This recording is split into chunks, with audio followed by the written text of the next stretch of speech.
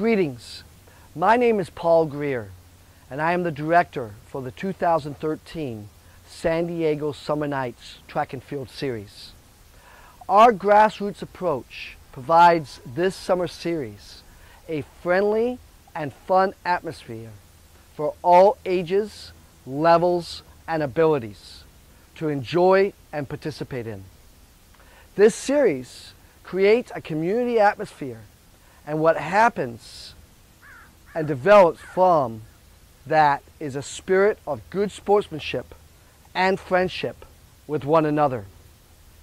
You do not have to be asleep to have a dream, and by joining us this summer, your track and field dreams will be met here at our 2013 San Diego Summer Nights Track and Field Series. I hope to see you there.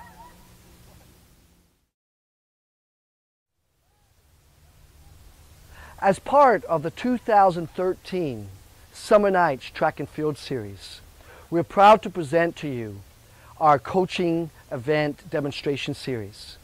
We have the likes of Olympians Steve Scott, Tony Campbell, Wes Williams, and Tim Seaman to present special type of events and how to coach for those events or to run those events in the future.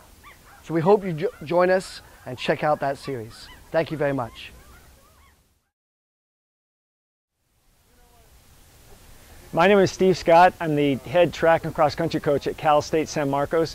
I also held the American record in the mile for 25 years at 3:47.69. I was a three-time Olympian, 80, 84, and 88, silver medalist in the World Championships in 1983 in the 1500 meters, and hold the record for the most sub 4-minute miles at 136.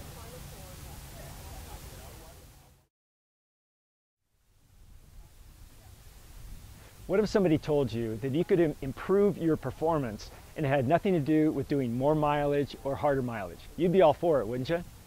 Well, what I'm going to talk to you about today is form, running form, improving your running form. If you improve your form, if you become a more efficient runner, then you're going to improve your times. And it has nothing to do with doing more mileage or faster mileage. The one thing to remember, in race cars, they spend millions and millions of dollars developing cars that are efficient, because the less energy the car uses, the longer it could go before it has to come in for a pit stop.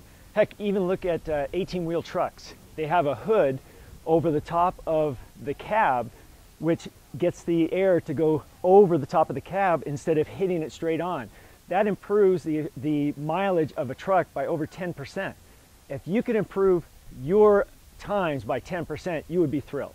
So it really much the same thing applies. So running form, being efficient in your running form is going to make you a better runner. There's some real simple things that you need to look at, and anybody can change the form. It's just a matter of getting it in your mind that is something that you want to do.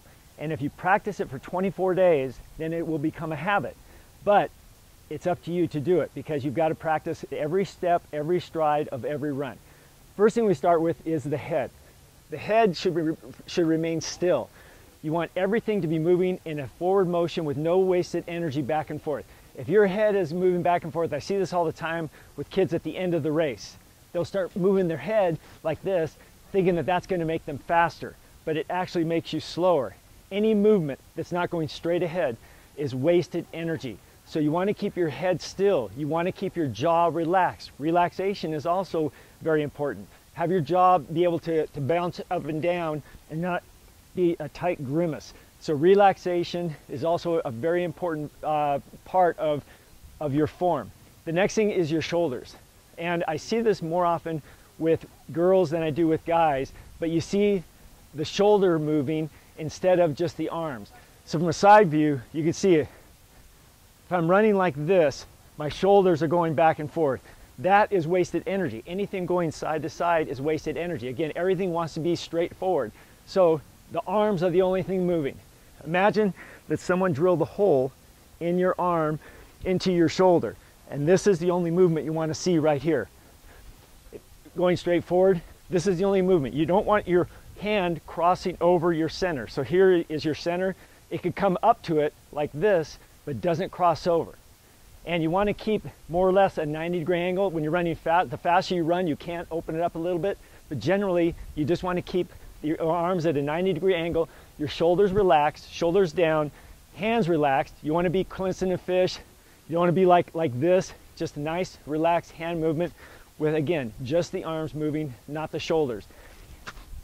From the lower body, the waist, you want to have your pelvic pointing up. So when people say you're sitting back, that's because your pelvis is tilted inward. You want your pelvis to be tilted forward so that you don't have that sit back motion.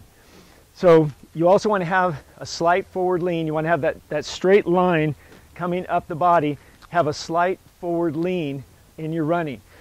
Lastly is you have your feet, you want to be striking on the front part of your foot, on that, right in this port, and you want your foot to be landing underneath your center. So you actually are going to strike the ground under your center on the front part of your foot. You quickly rock back to the heel, and then you push off. The most inhibiting part of running is when you heel strike. If you're coming out and you're going to strike first out in front of your body on the heel, you're basically breaking every stride. Have you ever tried driving a car with one foot on the gas and one foot up on the brake? That's what this is like. So it's horribly inefficient, and it's going to cost you many, many seconds of time. So again, you want to be landing underneath your center of gravity. So you're going to be landing about right here. And then as you push off, your heel is going to touch the ground slightly, and then you're going to push off.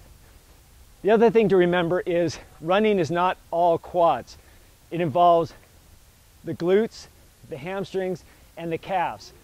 Those are the most strongest muscle you have is the glutes. This backside muscle is the strongest muscle you have.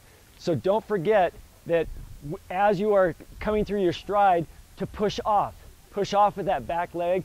Utilize the backside, your glutes, your hamstrings, and your calves. So in recap, everything wants to be moving in a forward motion. Head still, arms are moving straight ahead, shoulders not moving. Make sure your pelvis is tilted forward, and then you want to be landing on the front part of your foot. Rock back to your heel just slightly. It happens so quickly you don't even know it, and then you push off. If you utilize this form of running, you're going to improve many, many seconds, and again, it doesn't require adding more mileage or harder mileage. You guys take care, good luck to you, and great running.